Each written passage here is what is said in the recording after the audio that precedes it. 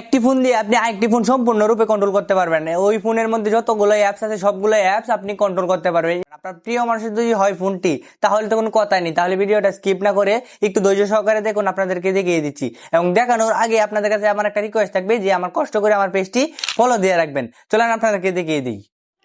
Google বা play store থেকে place gate এই অ্যাপসটি আপনারা ইনস্টল করে নেবেন। আমার ইনস্টল করা আছে, আমি আর ইনস্টল করলাম না। অ্যাপসে ঢুকে আপনারা গুগল বা জিমেল দিয়ে আপনাদের এই অ্যাপসটি লগ ইন করে নেবেন। আপনাদেরকে বোঝানোর জন্য আমি জিমেল দিয়ে লগ ইন করতেছি।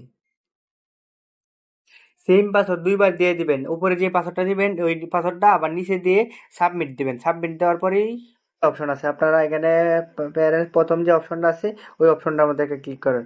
অপশনটা ক্লিক করার পর এখানে তারপরে এগ্রি দিয়ে দিবেন। এগ্রিতে ক্লিক করলাম। তারপরে এইখানে যে কিউআর কোডটা দেখতেছেন, এই কিউআর কোডটা আপনি আরেকটা ফোনের মধ্যে সেমভাবে এই অ্যাপসটি ইনস্টল করবেন। ইনস্টল করার পর এখানে এই কোডটা স্ক্যান করবে, তাহলে আপনি আপনার যে ফোন থেকে যে সব কিছু দেখতে চাইতেছেন ওই ফোনে সব কিছুই দেখতে পারবেন। ধন্যবাদ, আজকের মতো বিদায় নিলাম। খুদা হাফেজ, সবাই ভালো থাকবেন।